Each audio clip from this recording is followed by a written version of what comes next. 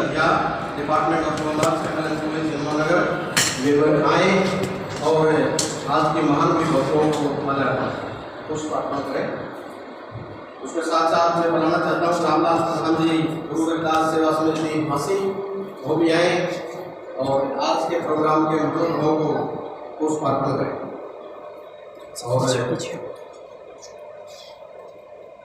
और राम जी पत्रकार को भी मैं इन्वाइट करता हूँ, वो भी पुष्प अर्पण करें। और आज के समारोह में मेरी मदर आई हुई है, उनको भी मैं इन्वाइट करता हूँ कि वे पुष्प अर्पण करें। यहाँ का लेकर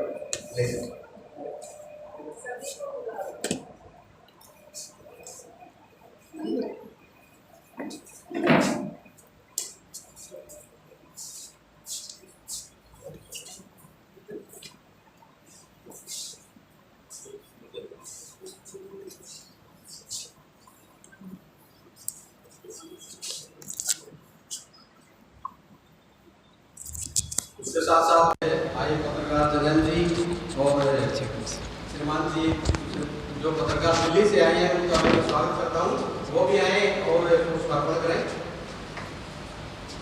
यस, बता दिया आपने।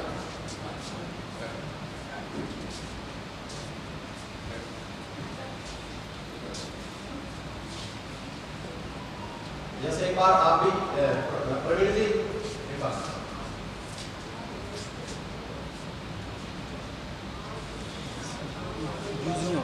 एक बार सभी यहाँ पे जानता नहीं, एक एक करके यूज़ नहीं हो रहा ना, अभी यूज़ तो होगा, लगा रहा है ना, कोई बात नहीं, थोड़ा सा ये लेना बस, मैं इसको करके उमाशंकर जी एक बार सभी आ जाए।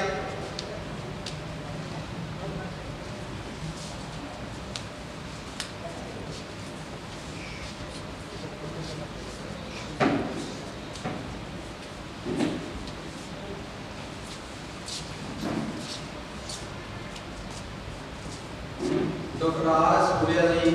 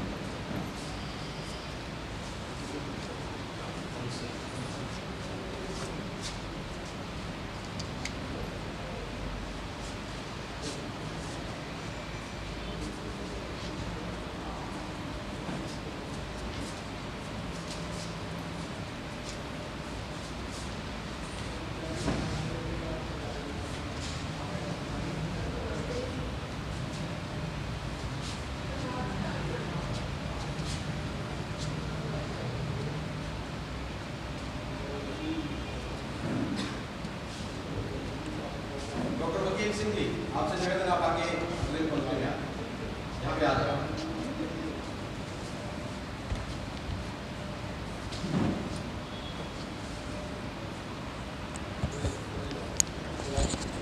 राष्ट्रपिता ज्योतिबा फुले साहब की जयंती 11 अप्रैल 2024 कुरुक्षेत्र हरियाणा संत गुरु रविदास जी के आश्रम में धर्मशाला, संत गुरु रविदास जी धर्मशाला कुरुक्षेत्र हरियाणा में मनाई जा रही है।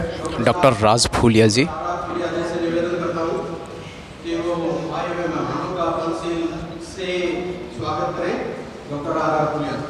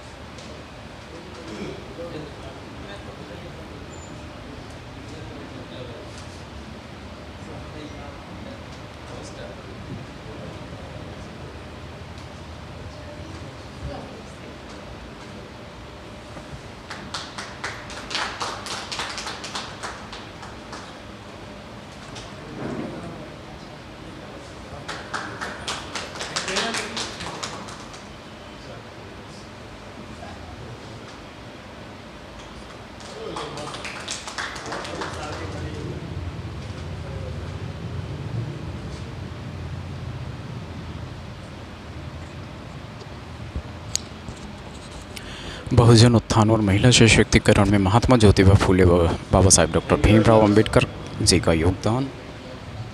एक बार मैं उन्हें आपको बता देना चाहता हूँ, आज का प्रोग्राम बहुजन उत्थान और महिला एम्पावरमेंट में महात्मा ज्योतिबा फूले का व बाबा साहब का क्या योगदान रहा है, उसी के बारे में आज विचार यहाँ पर प्रस्तुत किए जाएंगे। एक संगोष्ठी का आयोजन किया जा रहा है और आप सभी जानते हैं राष्ट्रपिता महात्मा ज्योतिबा फूले का जन्म महाराष्ट्र राज्य में पुणे जिले के गांव खानवड़ी में आज ही के दिन अर्थात 11 अप्रैल को 194 साल पहले अर्थात 1827 को हुआ था।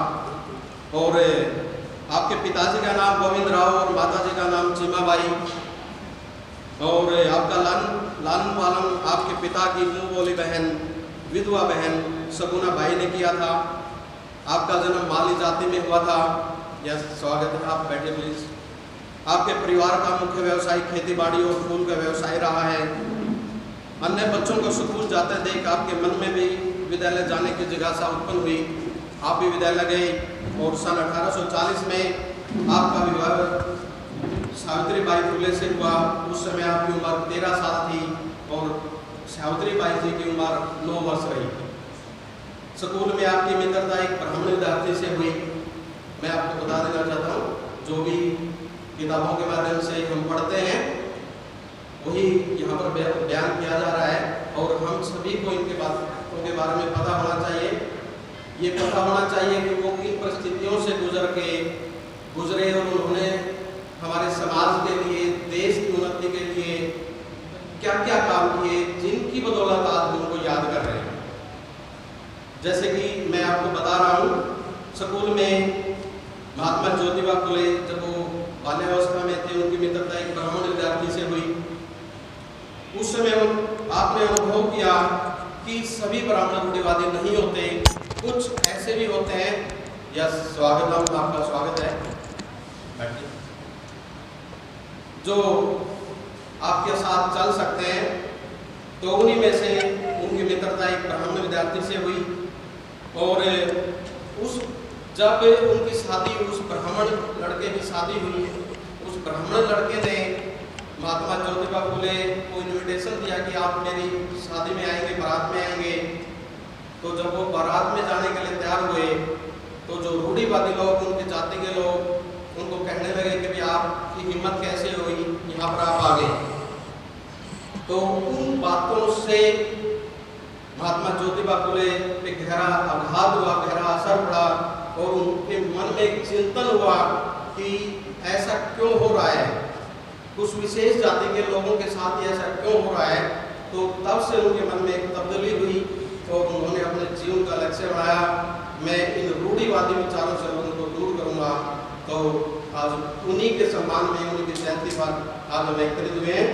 तो उन्हीं के विचारों को साझा करने के लिए मैं सबसे पहले बताना चाहता हूँ, कुरुक्षेत्र यूनिवर्सिटी कुरुक्षेत्र से हिंदी डिपार्टमेंट में प्रोफेसर डॉक्टर सुभाष जी को वे यहाँ पर आए और उनके हमारे मध्य के बारे में डॉक्टर सुभाष सेन।